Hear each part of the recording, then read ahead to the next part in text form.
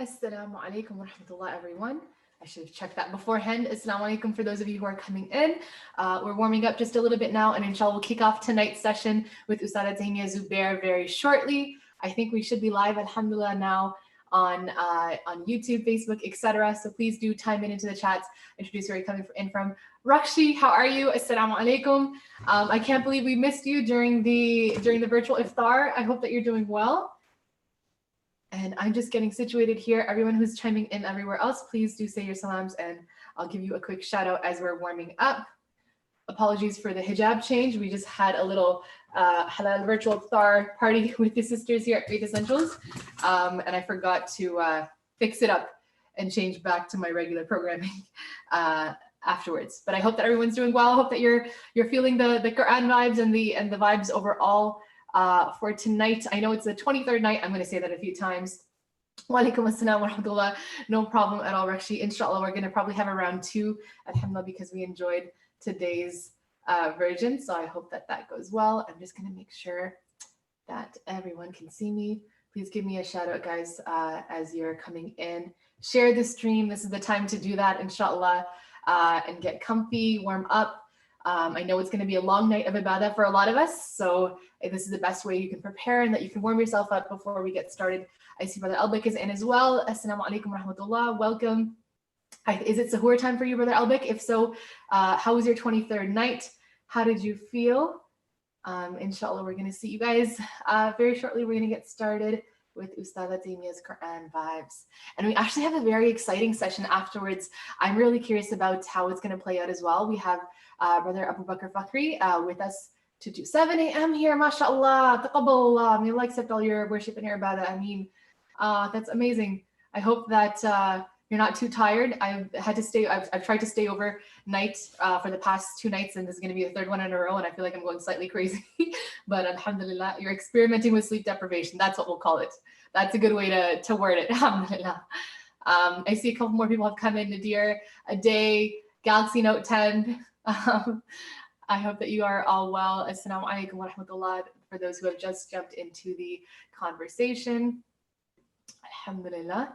And we'll be kicking everything off in a second. Actually, I didn't get to shout out anybody whose message just yet.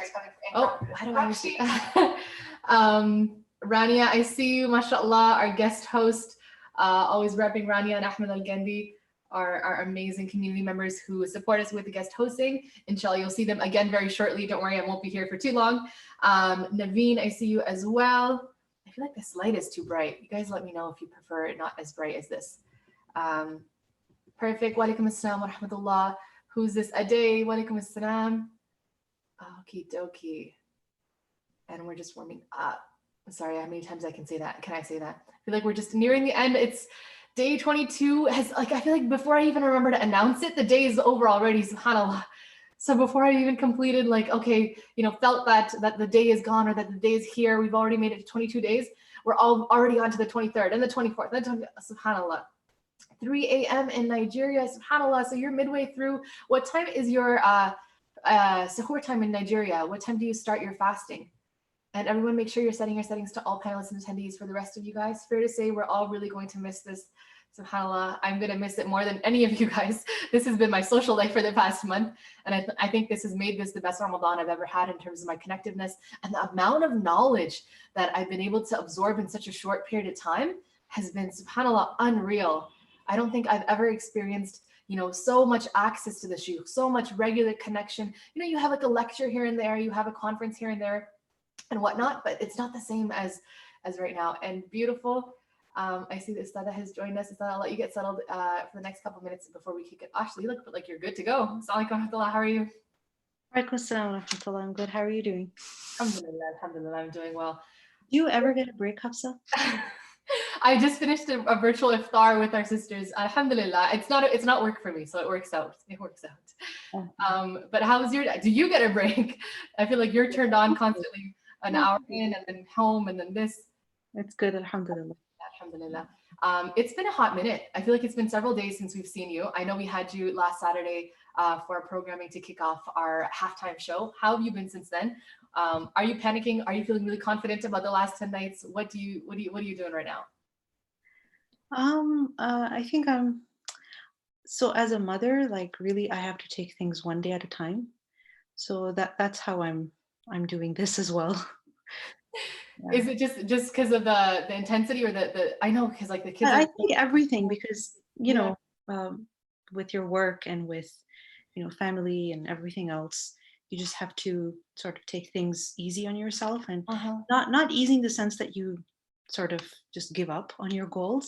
Yeah. But I think the only way of not stressing out is to really take things one day at a time, And really. be forgiving. Yeah. A Focus lot of on the day, that's it. sorry, what was that? Just focus on the day or the work that you're doing at the moment. That's it. Nothing more than that. Actually, to be honest, is that a lot of I think that the male scholars have not been able to answer this properly, and been getting so many questions, and I feel like we get general answers to this. And I want to ask you this, like as a mother, I know you've talked about the balancing act and like prioritizing, and you just mentioned today, take it day by day. Is there what do you do to preserve your ibadah at night? Like you have priorities. Your kids are up late. There's a short period of time between Isha and Fajr. How are you maximizing that time, or what are you able to do at least? So what I do is I try to take a nap during the day, and I feel that that really helps me because if I am, well rested, even if I get to sleep for like half an hour, 45 minutes, it really helps. So it's just again, just take things one at a time. So in the morning when I have my class, after that, of course, I'm wiped out. So I do need to get some rest. And alhamdulillah, my family has been very cooperative. So I sleep for some time and then in the evening, the kids are with me. My husband has his program. So yeah, we just do that. How, Is there yeah. like with the last 10 nights, so there's no extra time in the night. We have to try to cram as much as we can into the same period of time. Is Yeah. there anything you're sacrificing So right the now? nap, so the nap during the day is very, very helpful Okay. because then you're able to, stay up longer. And even if you do doze off a little bit in the night, it's fine. It's not Yeah. wrong. And then again, you can sleep after Fajr, right? Alhamdulillah. I like that. I like that perspective overall. I think, alhamdulillah, we were able to tone it down a little bit, but a lot of us got into this last night panic, and I think I may have been egging this on as well. When 10 nights are coming, it's coming, it's coming. Make the most of it. And I like that you're a little bit forgiving. Like the intentions are there. Do what you can.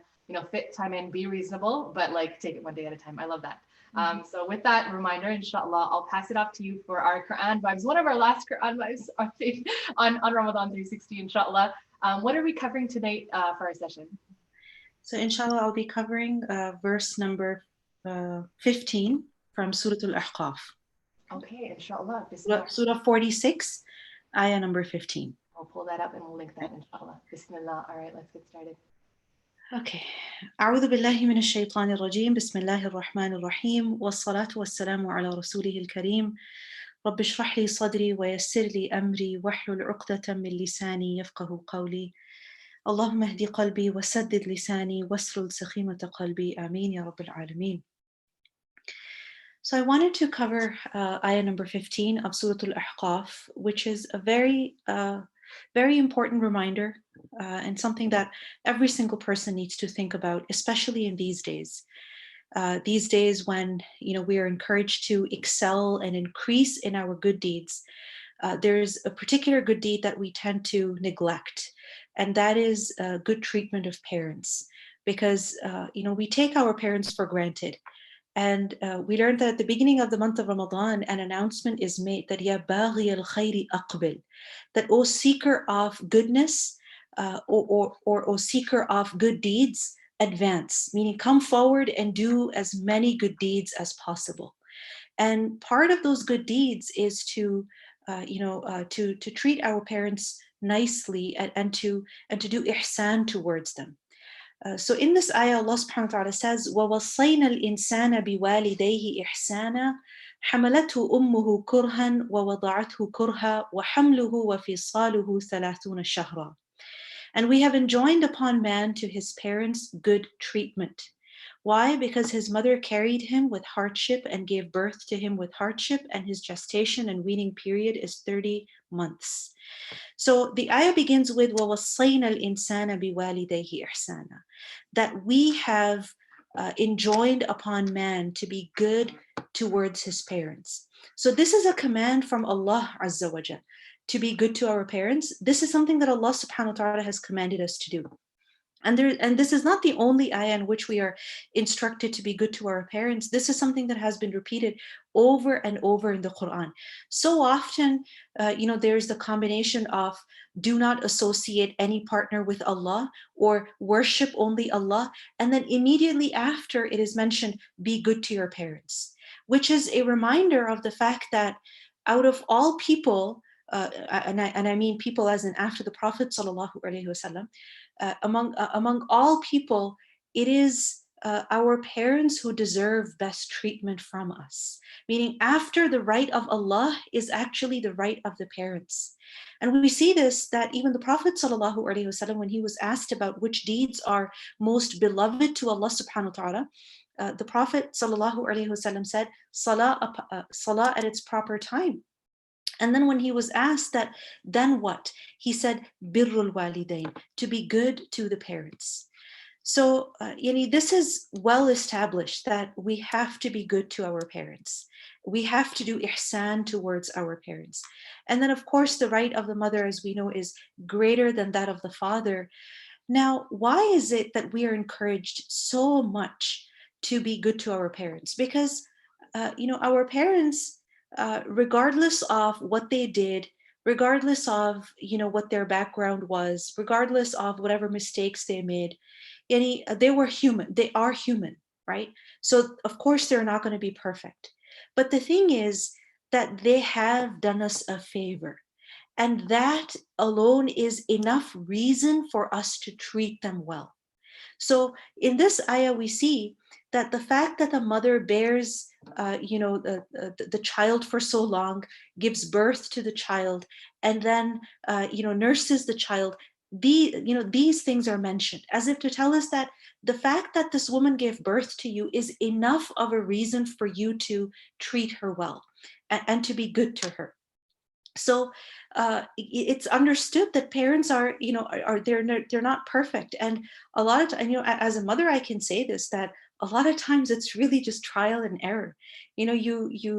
You make mistakes, you learn, you study, you ask, you read different books, you try different things. Some things work, other things don't work, but it's all coming from a good place, right? And no parent can claim that they're perfect. We all have our deficiencies, we have our imperfections, we have, our hearts are filled with regret. We apologize to our children over and over again, and we cry over the mistakes that we're making, and sometimes we really cannot figure out even how to help ourselves. You can feel so weak before your children at times, and the only thing you can comfort yourself with is the fact that you are doing your best, or at least the best that you can do. And this is the reason why, the fact that parents have done ihsan to the children, this is enough reason for children to do ihsan to the parents in return. Because hal jaza'ul ihsani illa al ihsan, is there any reward for ihsan, for goodness, except goodness? Meaning if someone has been good to you, they deserve goodness in return. And we see that there's so many hadiths in which we have been reminded of the importance of good treatment of children, of parents. We see that a man came to Ibn Abbas radiallahu anhu, and he mentioned that this man had committed murder, and he asked Ibn Abbas that, what do I do? How do I fix my mistake? And Ibn Abbas asked him that, is your mother alive? And the man said, no, she's not alive. So he said, okay, then do whatever good that you can, and do the best that you can, and seek forgiveness from Allah subhanahu wa ta'ala. So somebody asked Ibn Abbas that, why did you ask if his mother was alive? And Ibn Abbas said, because I don't know of any other deed that can draw a person closer to Allah than being good to your mother. Meaning, this is one of the best good deeds that a person can do, to be good to your parents, and especially from among the parents, the mother. And this doesn't just mean that, for example, you gave your parents a gift last month or last year, or that you went to visit them maybe last week, or that you took them on a vacation once upon a time, or that once in a while maybe you do groceries for them, you order things online for them. Ihsan implies extra good, which means that no matter what you do, there's always more that your parents deserve from you. And there's that famous incident of Ibn Umar radiallahu anhu, who saw a man taking his mother on Hajj, and he was basically carrying his mother on his shoulders. And so he asked Ibn Umar that, do you think I have done enough good to my mother? I have paid her back. And he said, no, not even for that one moan that she made while she was giving birth to you. So no matter what we do, there's really never enough that we can do for our parents. There's always more and better that they deserve from us. And we see that there's three ways basically of doing ihsan to someone, right? To reciprocate them for the favor that they have done. One is that whatever they, for example, they helped you, so you help them in return, right? They gave you a gift, you also give them a gift. All right, that's excellent. But then that's not always possible, because someone's ihsan could be so great that no matter what you do, you can never pay them back. For example, if someone, you were in a desperate situation and someone helped you, how do you ever reciprocate? There's no way. So then the other way, the second option is that you make a lot of dua for them, right? You keep asking Allah subhanahu wa ta'ala to bless them, to reward them, to increase their ranks, to forgive them, so on and so forth. And then another thing, the third way, is that you praise them, right? You appreciate them and you thank them.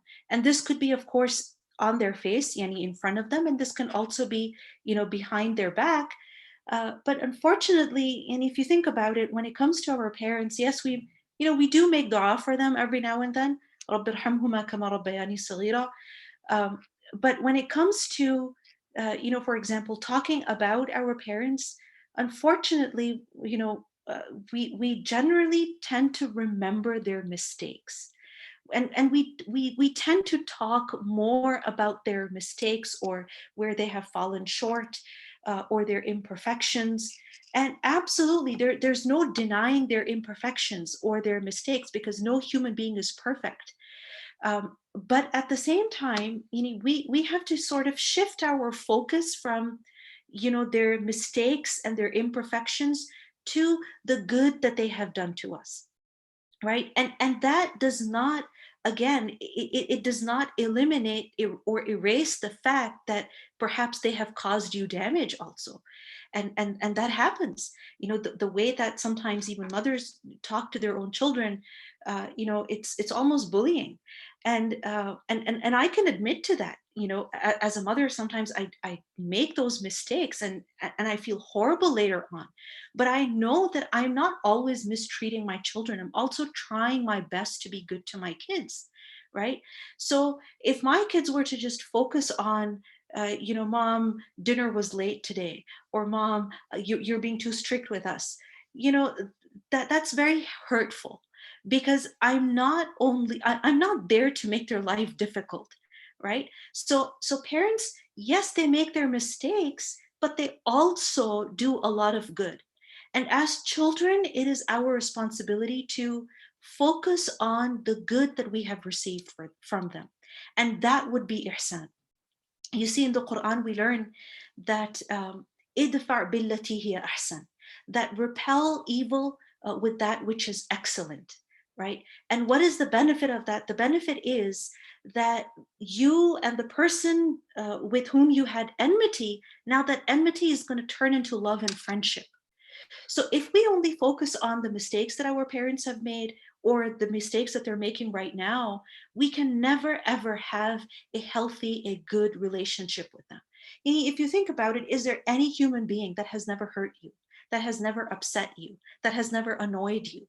I mean, even your spouse, you love them, but still there are those times when they hurt you a lot inadvertently, because they're human. So the way that we mend our relationships is through ihsan. And this is the reason why children have been taught that you take that first step, you do ihsan. And we have the beautiful example of Abu Hurairah radiallahu anhu, who when he was Muslim, his mother actually did not like that at all, and she would she would not accept that at all. And Abu Hurairah radiallahu anhu actually asked the Prophet sallallahu alaihi wasallam to make dua for his mother so that she would embrace Islam, and she did eventually embrace Islam. And there's such a beautiful report about Abu Hurairah radiallahu anhu, that how once he returned from a journey, and even before he reached home, from the street, he started yelling, and he started saying that, peace be upon you, O my mother, and the mercy of Allah and his blessing. And she replied, and peace be upon you and the mercy of Allah and his blessing. And then he said, may Allah have mercy on you as you raised me when I was a child. And she replied, my son, may Allah repay you well and be pleased with you as you were dutiful towards me when I was old. Subhanallah. So the fact is that, you will have those bitter moments, but you cannot dwell on them. We have to move on from them. And one of the best ways is to keep focusing on how you can benefit your parents, how you can be good to them. And especially for people who are married, this is very, very important that you help your spouse be good to your parents, especially in these days, right? For example, if they live in the same city, encourage your spouse to go and do their groceries for them, or better yet, help out yourself.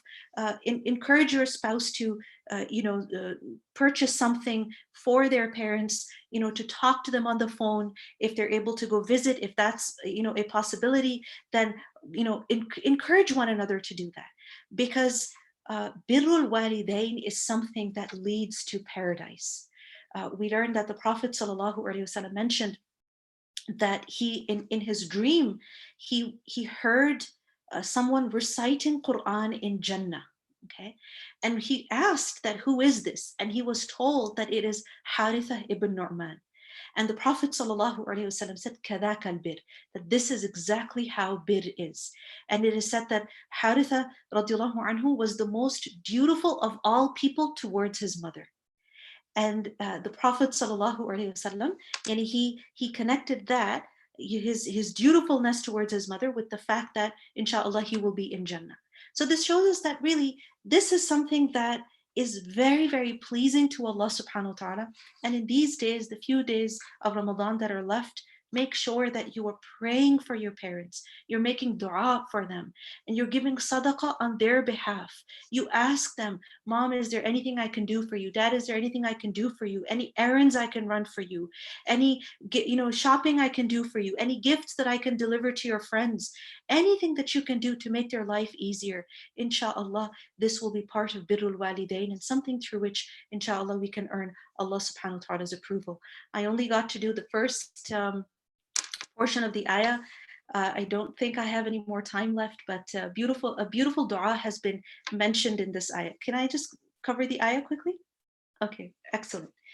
So in this verse, it is mentioned that he grows until when he reaches maturity and reaches the age of 40 years, meaning a person.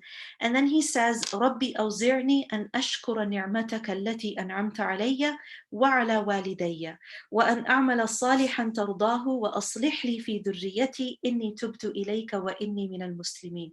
It's such a beautiful dua. You see, 40 years has been mentioned here. And typically when people are at that age, then they have a family of their own, and their parents are also aging. And of course, life has taught you some very important lessons. And at this time, you're also being drawn into you're being pulled into so many different directions, right? On the one hand, you have your responsibility towards your children, and then you also have your parents. So you generally feel very torn, right? For example, in the evening, if you're free, you want to go spend some time with your parents, but then you also realize that you have to help your kids with their homework, right? So what do? And that guilt sort of, it builds up inside of you. And if you're living far away from your parents, again, there's that guilt in your heart that I am not doing enough. So this is such a beautiful dua that we have been taught, that, oh my Lord, enable me to be grateful for your favor, which you have bestowed upon me, meaning all the different blessings that you have bestowed on me. And by this age, mashallah, people have acquired a lot of knowledge, a lot of life skills, money, etc. And then there's also the blessings that you have received because of your parents. So, oh my Lord, enable me to be grateful for your favor which you have bestowed upon me and upon my parents. Because the fact is that anything that our parents enjoy, or anything that our parents receive, we as children, as their children, are the first ones to benefit, right? I mean, think about it. People study so hard, work so hard, and whatever money they make, they spend it basically on who? On their children, right? It's all going on rent or on grocery bills, on their children's education, so on and so forth. So we have to be grateful for not only the blessings that Allah subhanahu wa ta'ala has given us directly, but also the blessings that Allah subhanahu wa ta'ala has given us through our parents. Whether it was their social stability, their financial stability, or their good akhlaq, or the fact that they provided us a good education, a good upbringing. Especially if parents are religious, then children definitely benefit.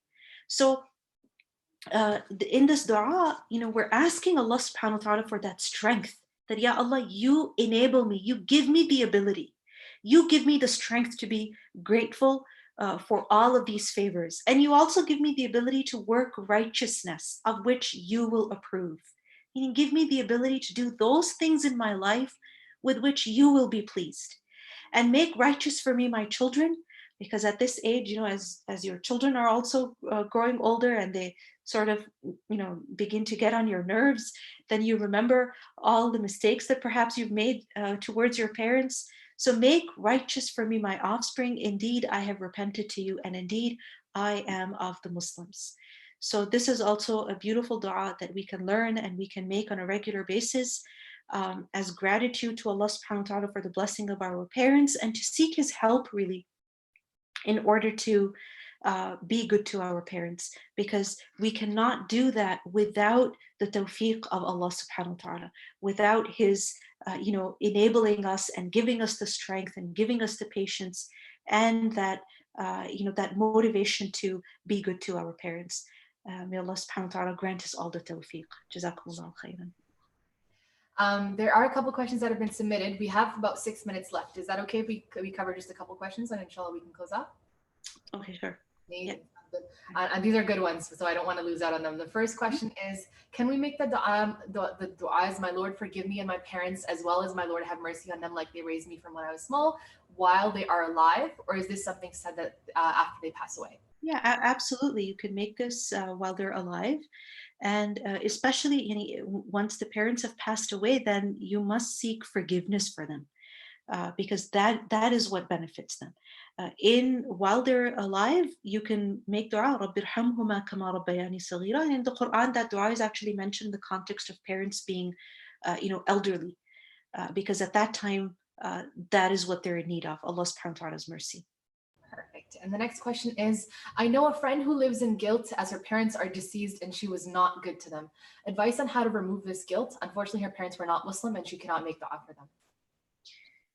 So one thing is that, if there's any other relatives you have, like, for example, an aunt or your parents' friends, then of course you can be good to them. And that will inshallah help you. And it will help you feel better. And of course, seek forgiveness from Allah subhanahu wa ta'ala, because parents do deserve good treatment even if they're not Muslim. And if a person has fallen short in that regard, then they should seek forgiveness from Allah subhanahu wa ta'ala and try to make that up through through other good deeds. So like I mentioned, be good to their siblings, or be good to their friends, or in different ways, inshallah. Follow up a good deed with a bad, sorry. Oh, Astaghfirullah. flip that around. Follow up a bad deed with a good one. I'm sorry, I'm getting tired now. Sorry about that. Jazakallah for giving and sacrificing again your limited sleep for this session. And again, for that reminder, Sheikh Walid, I think, was saying recently that I think for 20 years or something, he has not skipped a dua where he hasn't made dua for his parents, subhanAllah. So that's such a beautiful reminder. And I think that while we're all, making our dua lists and thinking of everyone in our lives, I think we just take for granted. We just make those quick, Ya Allah, forgive my parents, Ya Allah, forgive my parents, and then we jump off. It's important that we incorporate them and we highlight them in our du'as when we're seeking. Yes, and also do something for them. Oh, true, true. Instead of just making the offer them, yes, make yourself available and have service to them. Jazakumullah khair for that beautiful reminder. Jazakumullah khairan. Assalamu alaikum wa rahmatullahi wa barakatuh. I almost had a panic attack, guys, but alhamdulillah, we do have Ustadha Taimiyyah back next week. I was thinking this is going to be the last session and I was like ready to get emotional, but alhamdulillah, it is not. And we're a little bit under time, alhamdulillah. So we have our next session in just a little bit. I want to give you guys some quick reminders before we start it. So one, I want to thank you all sincerely for your amazing support to the IDRF campaign. I love the fact that we are such a tight community and we all kind of race with each other. I'm familiar with you guys, a lot of you by now in the Facebook group, through the Al-Maghrib family. On YouTube, mashallah, we have some people who are chiming in and tuning in so regularly. May Allah reward you for everything that you're doing and for being involved in this khair together, whether it's the gaining of the knowledge, the sharing of the experiences, motivating of other students, or donating, of course, to our charitable organizations. As you guys know, we have our 3 partners, IDRF in Canada, ICNA Relief in the USA, and Orphans in Need in the UK.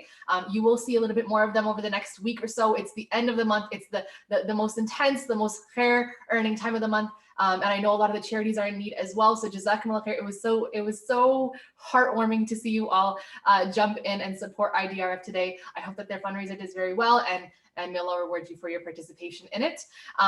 So that's 1. 2 is that we have a jam-packed schedule tomorrow, so you guys really want to be mindful of that. We have a huge webinar tomorrow, starting the final stretch, the last big webinar of Ramadan, making sure that you guys are completely energized. Today's the 23rd night, tomorrow's the 24th, and honestly, by the time you know it, it's the end of the month. There's 6 days left in this Ramadan 360 programming, and it's just going to whoosh by so fast. So cherish these memories, hold on to them, absorb as much as you can, and may Allah accept from you all and from us as well.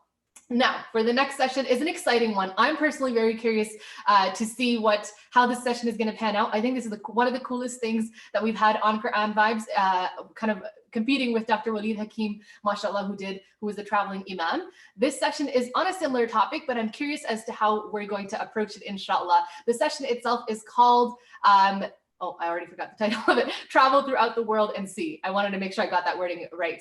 It's called Travel Throughout the World and See. And we have our guest speaker, Brother Abu Bakr Fakhry, inshallah, who's going to be joining us for this session. I want to quickly introduce him. MashaAllah, our family has grown so big. And for those who aren't familiar, I want to make sure that you get a chance to get to know him before we start the session itself. For years, Abu Bakr Fakhry made his living as an electrical engineer until he allowed his real passion, youth development, to totally redirect his energy. This new focus took Abu Bakr to over 40 countries to fine-tune his vision and to lead more than a dozen adventures with young people from around the world. He's the founding director of Arcanum Adventures. I'm going to make him correct on how I pronounce that. A social enterprise that was born in Boston, Massachusetts. He's an Egyptian Canadian who grew up in Egypt and has been living in the United States for the last 10 years. So he's an ex-Canadian. He holds a master's degree in organization leadership from Northeastern University, and he's been a keynote speaker at many events, both in Egypt and abroad. He also serves as an advisor to startups and youth organizations. And alhamdulillah, we have the pleasure of him giving us a talk for the next 30 minutes. So everyone stay tuned. Jazakumullah khair for joining us, Brother Abu Bakr. Apologies for that 5-minute long introduction. How are you doing tonight? Assalamu alaikum. I'm doing great. Thanks for asking. How about yourself? Alhamdulillah, alhamdulillah. Now I'm really curious, travel throughout the world and see, what are we going to be talking about for the next half hour? Okay. Bismillah ar-Rahman ar-Rahim. Alhamdulillah wa salatu wassalamu ala sayyidina Rasulullah wa ala alihi wa sahbihi wa sallam. I made a little tweak to the lecture tonight, so just wait and see. So I'm going to start off with a couple of quick stories, and then we'll take it from there. The first story happened to one of my friends. His name is Abdullah. And Abdullah was once, that's back in Egypt, and this happened probably more than 10 years ago. So Abdullah is standing with his friends, and for those of you who come from countries like Egypt, you know the concept of the kushk. So the kushk is the little kind of convenience store where youth hang out. So they stand and just chat. So Abdullah is standing at the kushk with his friends, and an old man passes by, and he asks them a question. He said, guys, where can I find street so-and-so? So one of them stepped in and started to give the man directions. And as soon as he finished, the man asked about another street, which is quite far. So they gave him the direction for the other street. And then the man asked about a third. It was like a little bit confusing to them because these streets are not near one another, but it was very obvious that the man is lost. And another thing they were able to get from how he looked and the way he asked these questions is he's probably he has Alzheimer's. He forgets. And Abdullah had this, conflict inside. The man is about to leave. He's about to walk away. And they don't know what to do. Shall we help? Shall we step in to help? Or should we just let the guy leave?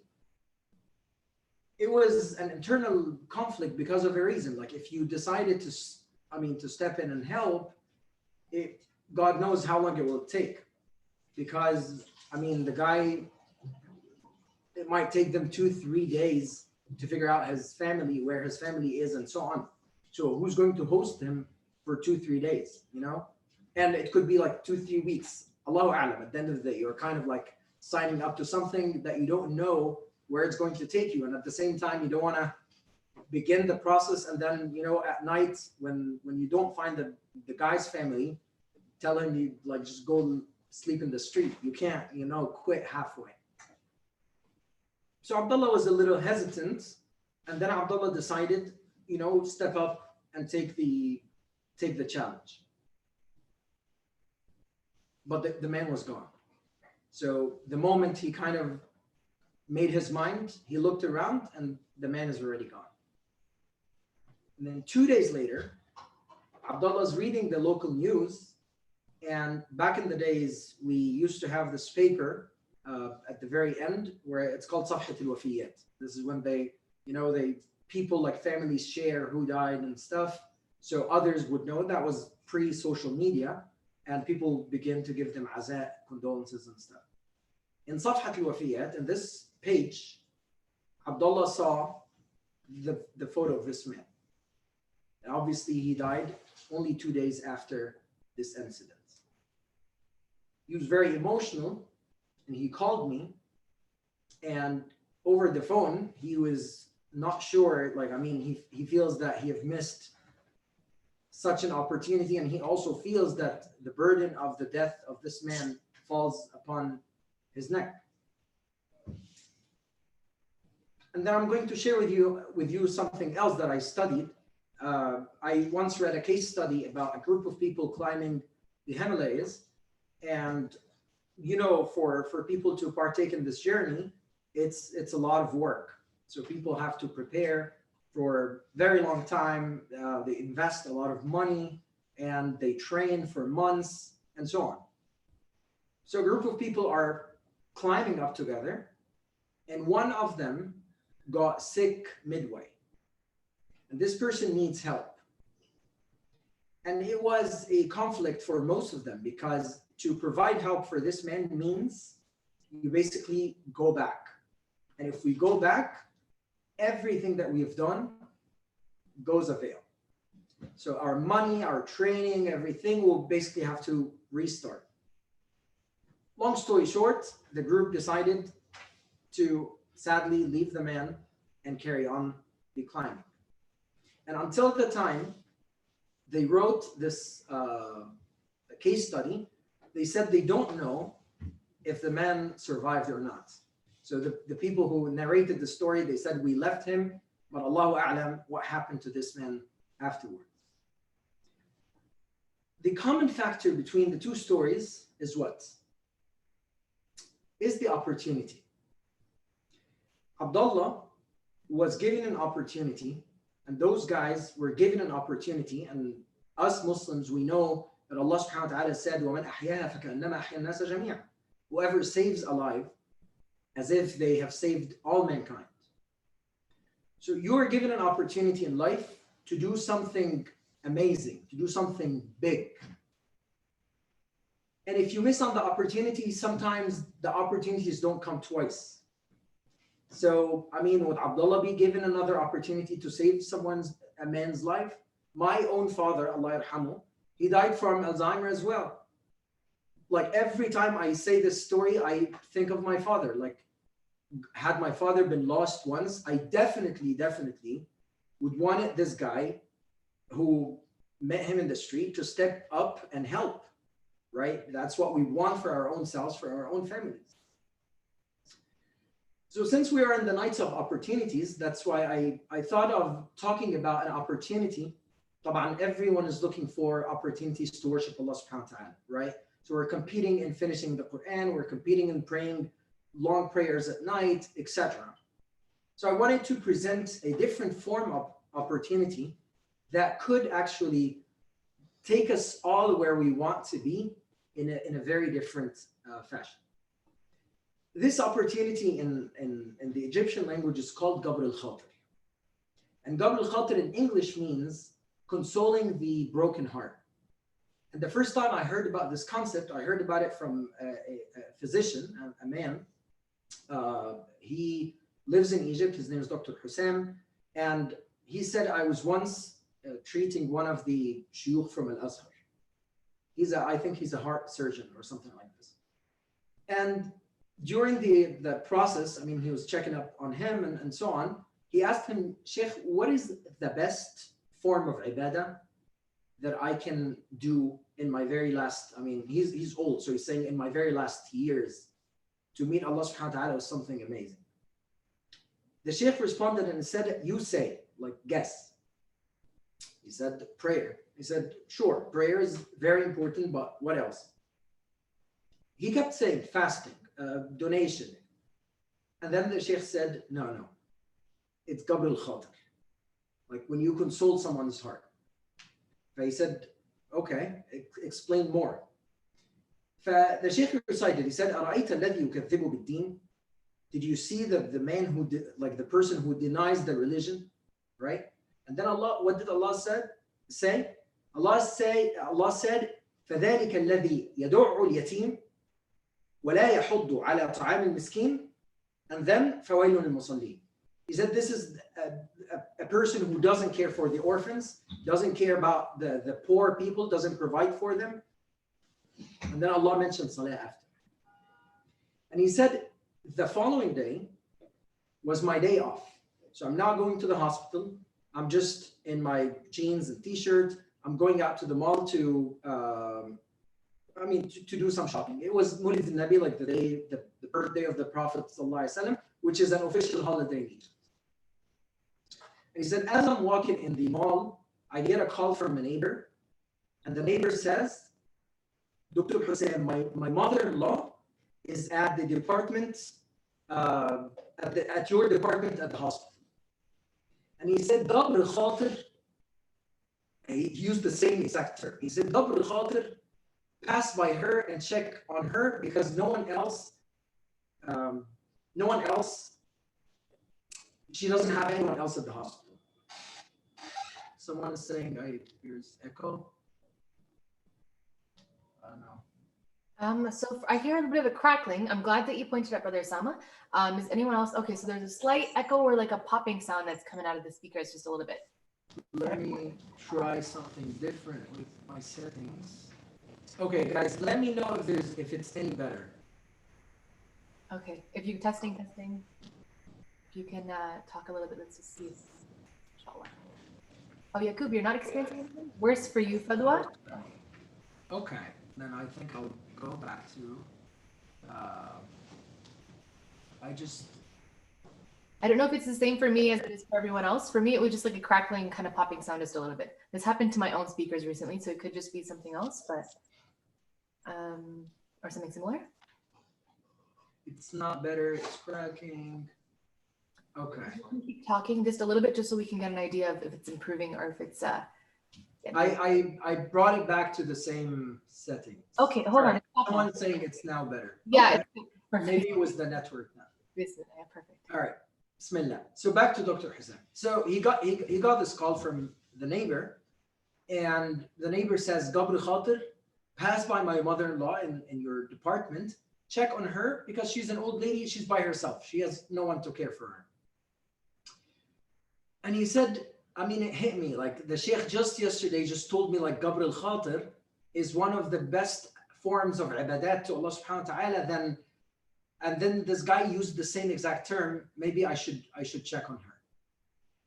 And then he goes to the hospital to check on her. And as he's standing in his own department with all the other doctors and everyone that he knows, he had a stroke. And they took him to the operations room in a matter of 5 minutes. And he said, I'm a doctor myself, and I know if I was not in the hospital, and you guys know like the 911 concept in Egypt doesn't exist. So I mean, you have a stroke, good luck. We'll see you in Jannah, inshallah. Khalas, yani, almost have no chance. And he said, had I not been in the hospital, subhanAllah, my life wouldn't have been saved. And he said, I felt that Allah subhanahu wa ta'ala saved my life in this way, just as a message to people. And I know someone else, so this is like one form, right?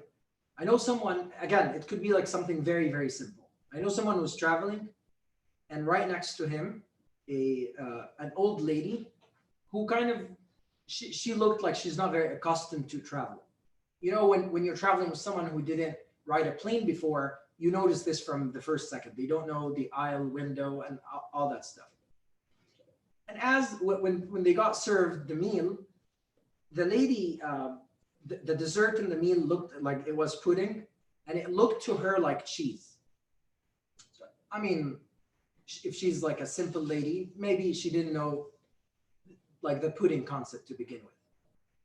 So she took a piece of bread and she dipped it in the cheese, like what she thinks is cheese, and she took a bite, and as soon as she ate it, she realized it's not cheese, it's sugary, right? And she got very embarrassed because, I mean, who dips bread in dessert?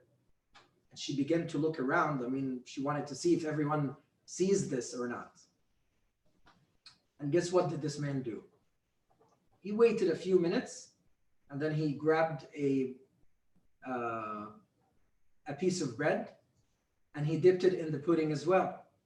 And he took a bite, and he made the same facial expression. He was like, Immediately she got excited. She's like, right? It looks like cheese, right? He said, oh, yeah, that's weird. He just tried to give her comfort by let her not feel she's alone. She's not the only one who is kind of ignorant of the travel styles and all that stuff. As simple as this. And listen to what Nabi Sallallahu Alaihi Wasallam said. قال أحب الناس إلى الله أنفعهم للناس وأحب الأعمال إلى الله شرور تدخله على قلب مسلم.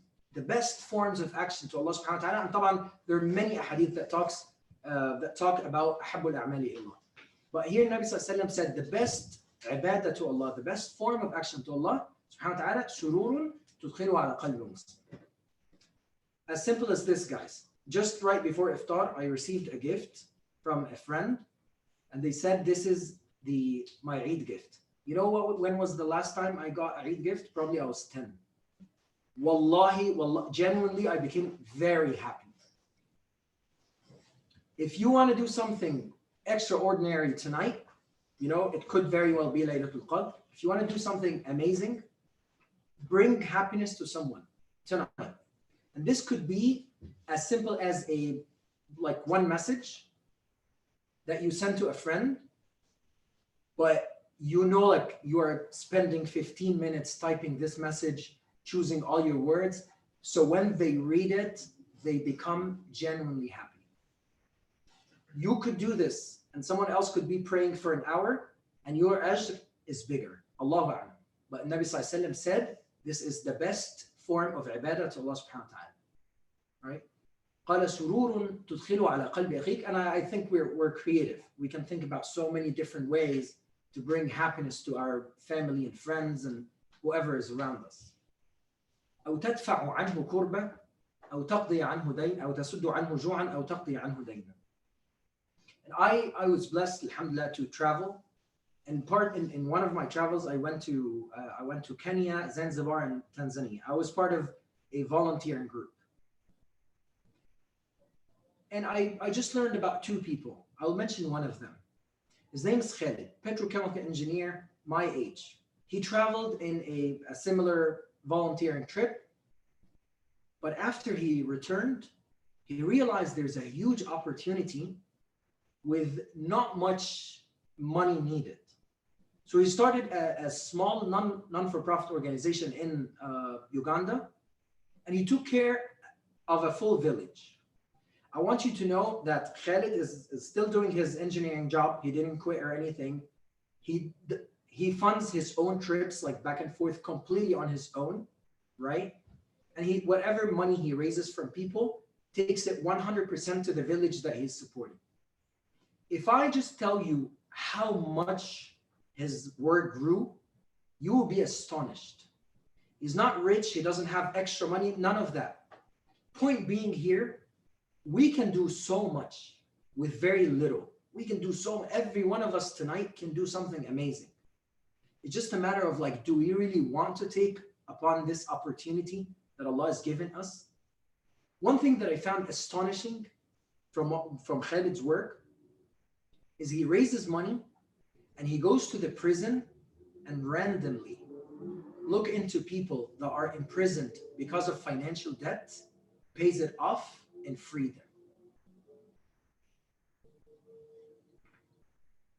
I think I would never think of something like this. Yani, if I want to do some volunteering work or donation and all that stuff, something like it needs a lot of reflection. You know why? Like when you pay the debt of someone, something significant, because ونعوذ بك من غلبة الدين وقهر الرجال. Nabi Sallallahu used to seek refuge by Allah subhanahu wa ta'ala from the burden of the debt, because the debt kills. If you have debt to pay, it's overwhelming. And now, I mean, if you're giving donation tonight, think about someone, maybe you know someone who have debt, and instead of paying donation, which is all forms are great, instead of giving this donation somewhere, right?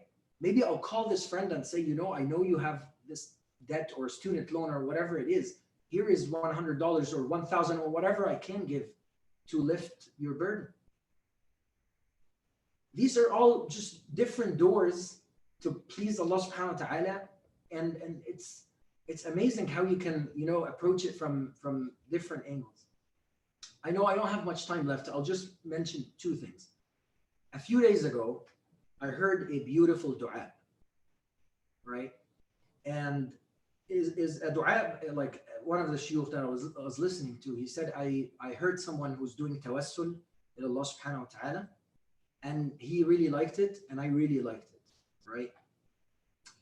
The tawassul, he is begging Allah subhanahu wa ta'ala to have mercy upon him. So he said, oh Allah, he said, أنت قلت فمن تاب من بعد ظلمه وأصلح فإن الله يتوب عليه إن الله غفور رحيم وأنا تبت من بعد ظلمي فارحمني. He said, you said, whoever repent after the wrongdoings, Allah accept the repentance because Allah is very merciful and forgiving, so have mercy upon me. فإن لم أكن أهلا لذلك, if I'm not qualified for this, فأنت قلت وكان بالمؤمنين رحيما. So you said that Allah have mercy upon the believers. وأنا مؤمن فارحمني, and I am a believer, فارحمني. فإن لم أكن أهلا لذلك فأنت قلت ورحمتي وسعت كل شيء وأنا شيء فارحمني. He said, and if I'm not qualified for this, to be a believer, you have said my rahmah, my mercy have encompassed everything, and I'm a thing. So have mercy upon me. فارحمني. قال فإن لم أكن أهلا لذلك فأي مصيبة أعظم من مصيبتي. فإنا لله وإنا إليه راجعون وأنت قلت الذين إذا أصابتهم مصيبة قالوا إنا لله وإنا إليه راجعون أولئك عليهم صلوات من ربهم ورحمة فارحمني. He said, if I'm not qualified for this, فإنا لله وإنا إليه راجعون. Right? And you said, whoever have a musibah, he said, my musibah at this point, if I'm not qualified for at this level, my musibah is huge. I'm in big trouble. And you said, whoever has a trouble and say, Inna lillahi wa inna ilayhi raji'un, أولئك عليهم صلوات من ربهم ورحمة. Those people who say this have mercy from Allah subhanahu wa ta'ala and forgiveness and blessings. Farhamni. And the reason I shared this dua is because you see how he's like trying to get to Allah subhanahu wa ta'ala from all possible doors. It's the same thing. Nabi sallallahu alayhi wa sallam قال شرور تدخلها على قلب أخيك. Let's try this. Let's send messages or bring gifts or do something to bring happiness to someone. أو if you can do this, please do it and do. أو تدفع عنه كربة. أو تقضي عنه دينا. If you can pay off the debt of someone, do it. Come to Allah subhanahu wa ta'ala from all possible doors. Because you don't know. You could be standing like the entire night praying, and Allah, maybe your heart has riya or something that doesn't make your prayer accepted. But with a simple act of these types of acts of consoling a broken heart, it can be forgiven. Everyone knows the hadith of the lady a prostitute who found a dog who's very thirsty, and she got the water from the well. فشكر الله لها فغفر لها. Allah subhanahu wa ta'ala accepted this type of action or appreciated this type of action for her and had forgiven her just because of this little action. The last point I just want to mention is if you travel through Africa, you will see how much or how little some people's one person's effect could change the lives of millions, and literally millions. I'll conclude with the story of this man. His name is Dr. Abdurrahman al-Samit. He's a man from Kuwait. He studied medicine, studied in Canada, and went back to Kuwait and started working, making very good money. And at some point, he decided to change his life and just stay in Africa because he knew there is a lot of opportunity of changing people's lives completely. And he went and lived in different countries in Africa, and he died 2 years ago. And when he died, they just looked into how much he's done, him and his organization. They found, I don't have the stats right now, I have it in my room, but I'll just tell you at the top of my head, they found that he had built thousands of orphanages, hundreds of schools, hundreds of wells. Thousands of people came to Islam through his work. Just one man or one woman can do so much. ابن عطاء الله السكندري يقول إذا أردت أن تعرف عند الله مقامك فانظر فيما أقامك. If you want to know your status or your level in the sight of Allah subhanahu wa ta'ala, look at what you're being used for. If all you're doing is just something related to yourself, not about others, that's not good. But if you're someone who's genuinely caring for other people, thinking about others all the time, trying your best to please people around you or to do something that saves people's lives or whatever the case may be, everyone knows their ability, then try to increase your work and try to increase it tonight because it's the 23rd, right? It could be Laylatul Qadr. So if you bring happiness to someone tonight, Laylatul Qadr khayrun min alf shahr. Multiply this by Allahu a'lam how many the ajr is multiplied, and God knows how much, right? It could be so much. And it could be the one piece of action or the one action that saves you in the Day of Judgment. I know there's only 4 minutes left, and I think there might be Q&A, so I'll stop here. Jazakumullah khair for that. Yes, I do see a couple questions submitted. Everyone, please take the opportunity, inshallah, to submit now. And we'll honor whatever is submitted in the next kind of minute or so. So the first question I see submitted is, if someone makes a silly mistake because they don't know better, is there any other way to make them not feel ashamed rather than repeating the mistake itself? Manish, I kind of didn't get the question. Oh no, sorry. You gave the example of the older lady on the plane who may not have been used to traveling, and the person kind of repeated the mistake in order to kind of make her feel better. Is there another way to make someone not feel ashamed rather than repeating the mistake? Is there anything else that you can suggest? I mean, this is not a mistake. Eating like pudding with bread is not technically a mistake. It's just not very norm, like it's not the norm, right? I'm sure there are many, many ways, and maybe like what you can do at the moment differs from one person to another. Maybe someone will just look on the other side so she doesn't know that he is looking or something like this. But it's just the idea of always like constantly thinking of how to care for people around you. Because when my father, Allah yarhamu, passed away, I was traveling myself. So I was in Kuala Lumpur airport, and I remember getting the news, and immediately I cut my trip and I booked my a flight to Canada through China. I was sitting at Starbucks, I was crying, right? And there were a bunch of people sitting right behind me, right next to me, and they were laughing so loud. And I think it was, anyone that just looked my way would know that I'm in tears, right? Just in this moment, I thought in my head, I wish someone cared, because I was just by myself. It's not easy, right? And I wish like people who are sitting around me just care. Someone look around and sees someone crying and stop by and say like, are you okay, right?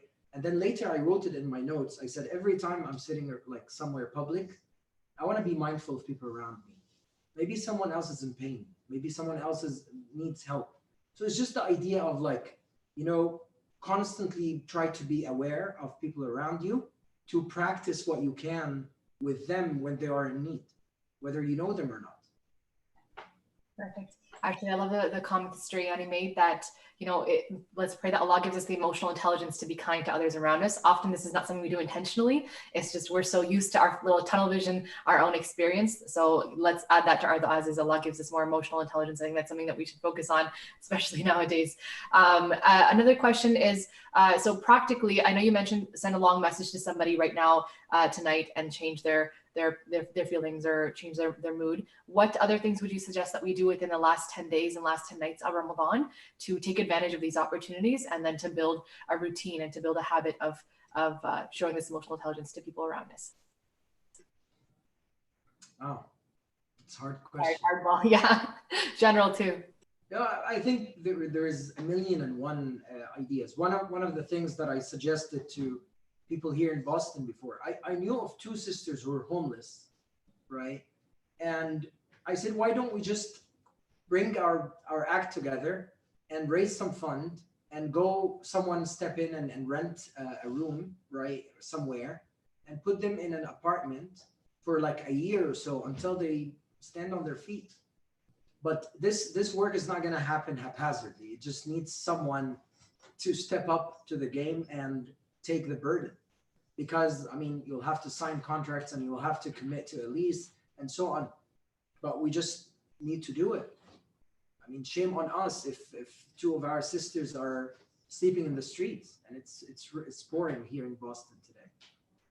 So maybe this is something like, I don't know, like I know your students are all over the place, but everyone in their city, they can look around, just look at the Muslim community, like where so many people are in need. But if everyone is just enjoying the comfort of their homes and not doing any sort of active work to serve others, then sadly, very little will be done.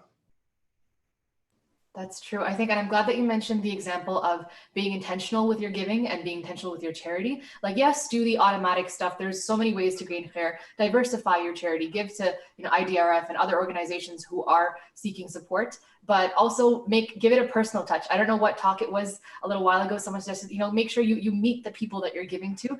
The companions used to wake up or stay up at night and search for people who need it, who are in need. So we should be in the habit of seeking out ways of care, of giving to individuals, as opposed to just automating everything and making it convenient so that we never connect to the source of the need. And that's not obviously to embarrass them or anything. It's so that we understand the importance of the giving and where the need is in our community. And there aren't people who slip through the cracks, subhanAllah. I think COVID-19 has woken us up to a lot of the fact that unfortunately there are old people in our community. Not everyone has a family that they live with, or in-laws or whatnot, who don't have that support. There are old people who live alone and who don't have any support, and the community doesn't know about them. And if we didn't have a government or people who are so active searching for them, the community would have lost them, subhanAllah. So just jazakumullah for this reminder. Apologies for hijacking the end of it. I see one more question submitted. I don't know if we have time for it. You mentioned something about making note of being mindful of other people. Do you recommend keeping a diary for improving our care for others and interactions with people? Should we be that literal, or should we just keep that in mind? What do you think? No, I think writing and keeping a diary is one of the most important things ever. Because when you write, just generally, whether it's about helping others or not, when you write, you see the picture much clearer. So if I have more time, I would have talked about writing more. But just generally speaking, yes, if you're able to keep a diary and write, even like 2 years later, if you stop doing this good work, go back to your diary, read. Man, like two years ago, I was more helpful. I was more active, whatever it is. Let me go back to this habit. So the more you have something tangible that reminds you and helps you, and you learn from your own mistakes. Maybe like one time you'll be helping someone and you offend them. And you go back and write down like what happened. And it's a mistake. Allah forgive me, I'll not do it again. So it's just like, it helps keeping you in a good direction. Amazing. Jazakumullah khair, Brother Abu Bakr. That was thoroughly unexpected, the direction that went in, but I think that was exactly what we need, especially going into the last 2 nights. The timing is perfect. So barakallahu feekum for providing that amazing talk. And inshallah, we hope to have you in the future as well. Take care, and thank you for the amazing work that you're doing and for taking the time out of your night, your 23rd night. May Allah reward and accept it from you. And inshallah, we'll see you later. Assalamu alaikum wa rahmatullahi wa barakatuh. Everyone else, stick around for 2 seconds. I hope that you enjoyed that, and I hope that you took those lessons from the talk as much as I did, alhamdulillah. I think that's such a solid reminder, and I just want to leave you guys, there's a couple things I want to say, and then inshallah we'll close off the night. One is that, and to make it personal and to make it home, to kind of come home, I know, I was just mentioning it is important to make sure you're meeting the source of the need, and you're connecting with the community, and you're aware of your neighbor, and you're aware of the elderly, and that is the sunnah, that is the essence of it. And I hope that us all being in a pandemic and seeing all the need and the breaking down of our society, we're more cautious now of our neighbors and making sure that they're okay, and making sure that our loved ones, our parents, and we're touching base with people, and we're not just stuck in our little funnel. So that's just a reminder for you all. Another little thing that helps me when it comes to giving charity, and I know we're given so many opportunities for it, and we're inundated with it, but think about the fact that, alhamdulillah, there is someone outside, somewhere in some corner of the world, who's making a dua to Allah this time in Ramadan, same time as you. Ya Allah, relieve my hunger. Ya Allah, take care of my kids. Ya Allah, I want my kids to have an education. I want a roof over our heads. Ya Allah, give us security. Someone is making sincere du'as. There could be mothers and fathers, people who are crying to Allah, looking for that relief. And there are organizations who have organized, who've built themselves to make themselves, able to reach these individuals. And you could be the answer. You could be the facilitator of that dua. That's what really warms my heart. And that's what makes such a big difference to me, is that, subhanAllah, all you need to do is be, I know some of it will be just an unknown donation. You can pick, for example, with IDRF, if it's coming to food or hygiene or which area it's going to, but you could be the facilitator of someone's dua. What an honor to have that privilege, that Allah chooses you to be the one who takes care of someone's need and who answers someone's dua. I hope that you take that to heart. I know we're all making such big, ambitious, heartfelt du'as, and we really want Allah to accept them, and some of them are impossible or they're unrealistic, and we don't know how they're going to come about and come to fruition. And you still have the opportunity. There's some people who are in a position where their big du'as are the simple things that we take for granted. Their big, ambitious du'as is security and ease and comfort and good clothing and food and whatnot, things that we don't even have to make the offer, we forget to be grateful for.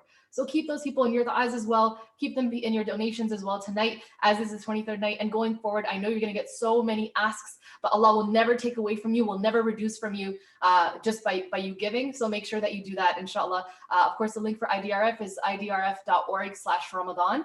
And of course, there's so many other needs within the community, but make sure that you do support them as well. Jazakumullah khair once again for joining us. Tomorrow we have a huge event. Those of you who are still with us, make sure you tune in 2 p.m. Eastern Standard Time, the final stretch webinar for Ramadan. You don't want to miss it, inshallah. We'll have some of our most highlighted guests that we've had so far in our programming, giving us short, quick, strong reminders to finish off the month strong, inshallah, from 2 to 5 p.m. roughly Eastern Standard Time.